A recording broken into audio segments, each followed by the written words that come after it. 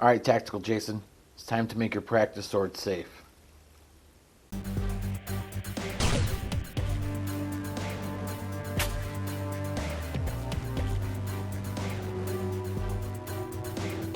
Yo, what's up guys? Welcome back to another video. If you're new here, welcome. Consider hitting that subscribe button. Make sure you hit the like button on the video, it really helps out. Alright, so for today's video, I'm going to be taking my budget katana. Make sure you check out the video for that. I did a review on this. This was like a $80 or $90 sword on Amazon. And then with the Amazon Prime Day sale, it was like 62 bucks or something like that. I initially got this to use as like a practice sword indoors. And it actually came pretty sharp. I think it's supposed to be like 1060 steel or 1045. I'm not too sure. But I have other katanas that are better for like cutting and stuff. So what I'm going to do is dull this blade and just make this pretty much a practice sword. That way I could swing it around and try new techniques and not have to worry about cutting myself or anything around me. This is a really good idea. And I also might be changing up some things and doing a little bit of customizing. The saya here has like these random silver splotches going all the way down. Kind of tacky looking, but so I'm going to repaint this. And the iaito wrap on this is not great at all. When I first got this to the fitment for the hibaki into the saya, the scabbard here, there wasn't any at all. You just tip it and it would fall right out. It was so loose. So what I did was put a shim in there. So now it's got some good retention. Tip it all the way over, doesn't fall out. Shake it. So that's good. So this was dragon themed. It's got the dragon going around chasing his own tail. But yeah, the Suba, it's kind of cheap, chintzy. I might make a new one of these, I'm not too sure. Pretty soon here I have a forge on the way, a little single burner forge. That way I can start making some knives. And then eventually upgrade the forge so I can start making swords, but I've always done fabrication and metalworking, so making a Suba shouldn't be too hard. Alright, first thing I'm going to do is hammer out these Makugi pins and disassemble the sword. And another thing I wanted to do was to get rid of this fake hamon. See if I can sand down the blade and polish it out. Because it's a nice looking blade. It's got the bohea, the groove going all the way down. But I just really don't like swords with fake hamons. Just looks too perfect and symmetrical.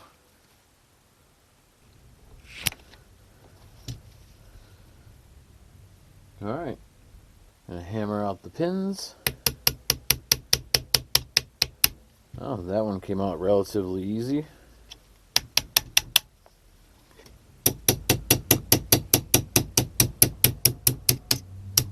Alright, both the pins came out.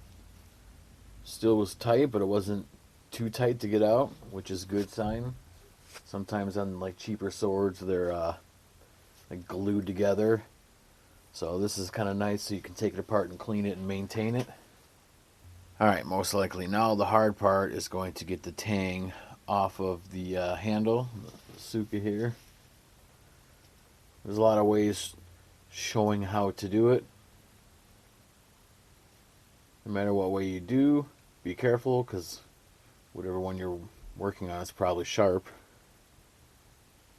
Alright, so what I did to get it off is took a block of wood and put it on here like this and tapped it, going all the way around, flipping both sides, and then just pulling on it lightly and it came apart. Got the seppa here, the fuchi. I really want to rewrap this handle. I've been watching some videos trying to learn how to do this knot and everything, but I'd like to eventually rewrap this because yeah, the diamonds are all over the place and it's not tight. Plus this is fake ray skin underneath of here. It's like rubbery.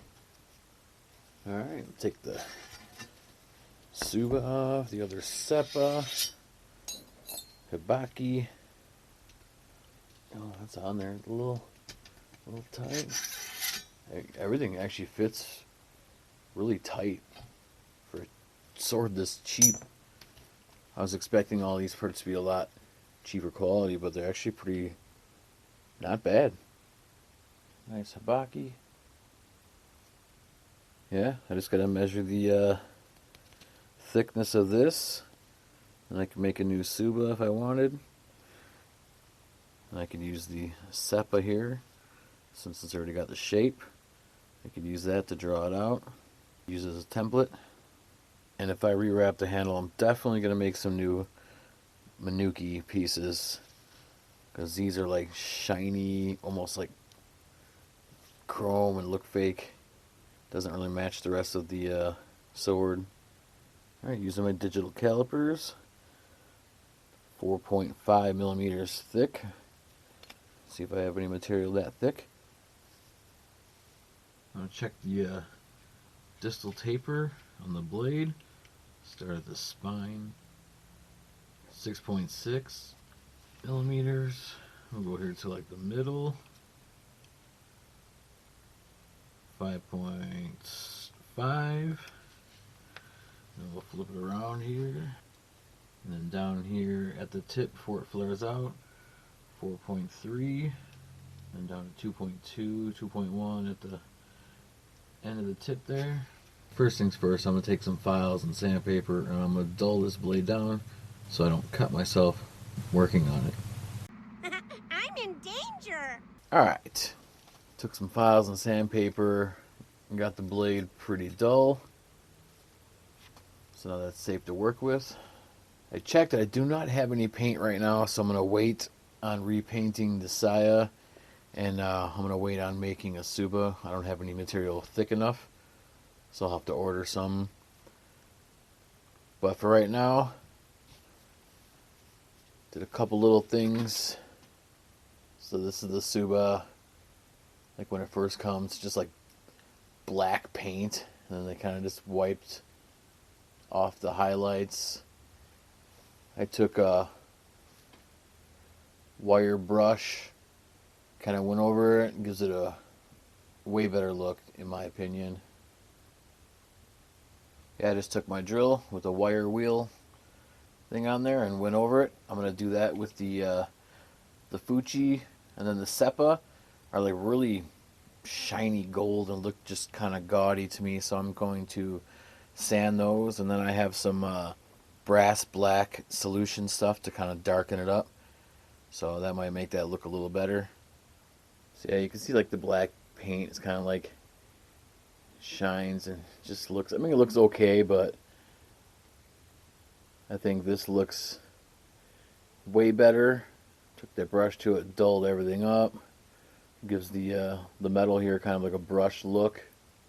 I'm going to do that to the other side, and then I'm going to probably take the brush to the Fuchi, the cashier and stuff like that. Alright, I just took one of the Seppa and brushed it. Kind of has like the reddish brass to it. It's kind of hard to see on camera. Might see what it looks like this. Then if I don't like that, I can put that solution on there and darken them up. Yeah, that blackening made that Seppa look really cool. Gives it like a dirty hand-forged look. Then next, the Fuchi. I'm going to do the same thing with the wire wheel. Alright, I think it definitely looks better since I wire brushed everything. Seppa's not that annoying. Gold matches more now. Yeah, now it looks more kind of rough looking. I don't know how to explain it. Less manufactured. But yeah, I really dig how the Seppa turned out with that brass blackening stuff. Looks way better than that super shiny gold. So the whole sword, all that was gold on it was the shirodome pieces here in the saya, and then the seppa, which they really stood out on here because nothing else was gold. So now this looks way better. When I paint the saya, I'll be either painting those or getting rid of those. Alright, and the same over here on this side. The fuchsia, took the wire brush to that too. I also hit this with the wire wheel. Kind of bring out some of them highlights. Well, alright. Definitely looking better. Definitely safer now that the blade is dulled. So now when I'm out in my garage trying to be a ninja samurai warrior, I won't hurt myself. I know this is just a budget sword, so I figured it'd be good for practice training sword. Good to swing around, build up that endurance in your arms. So I'm not going to put too much money and time into it. Might rewrap the handle, just mainly to practice. That way if I ever have to rewrap any of my more expensive swords, I have a little bit better understanding. So besides that, I might still eventually, I have to order some more supplies, but sand and polish this blade to get rid of that fake hamon. Maybe I'll do a separate video on that. Painting the saya, redoing the blade, and possibly making a new tsuba. Alright, well thanks for checking out the video. I know this was just a quick one, nothing spectacular, but if you're wanting to do the same thing, you can just buy a cheaper sword, dull it down, and use it as a practice sword. The cheaper swords are good for that, not really good for cutting. You never know what the blade is made out of. You don't want it shattering and stabbing the neighbor's cat. God damn it! But yeah, check out my other reviews, my other swords, knives, and other things. Would this be for hunting, home protection, or other? Make sure you hit that like button, subscribe if you haven't, and I'll see you on the next one.